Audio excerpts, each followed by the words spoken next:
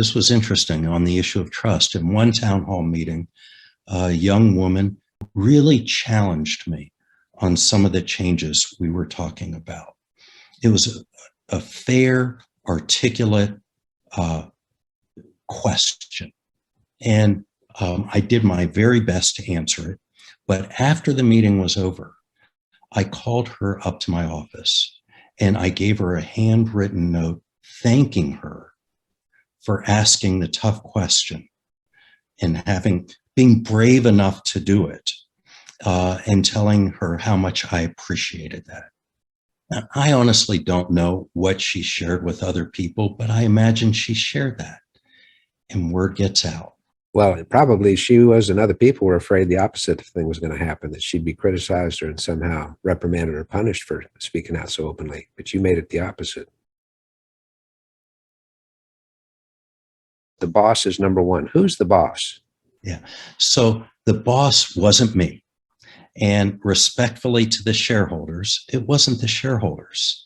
The boss were the users, the end users of our tires, our products. So in the tire business, we sell tires, obviously directly to you, to me, to other consumers, but we also sell tires to car companies.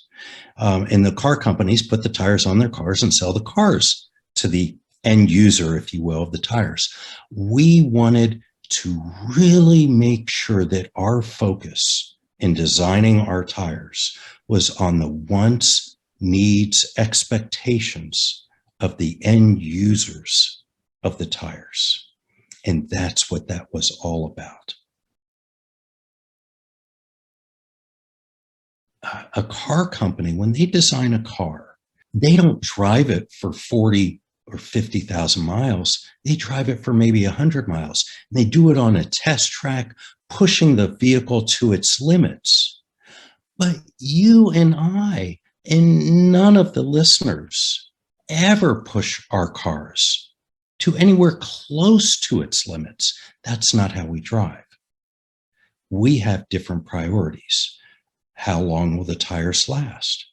How well do they grip when it's raining or snowing? How quiet are they? So we were very focused on giving the car companies what they wanted, and sometimes not always what the end user wanted. So we tried to shift the focus to the end user. One of the things that I did when I held meetings on big issues, I would often start with the most, after the issue was fully discussed and debated, I'd start with the most junior person in the room. And I'd say, Susan, or whoever it was, what do you think we should do? What do you recommend? And I'd work my way up in reverse order of seniority. And that way, the junior people aren't influenced by what someone else has already said. And that, I think people enjoyed that. They appreciated it. And you got their ideas and thoughts.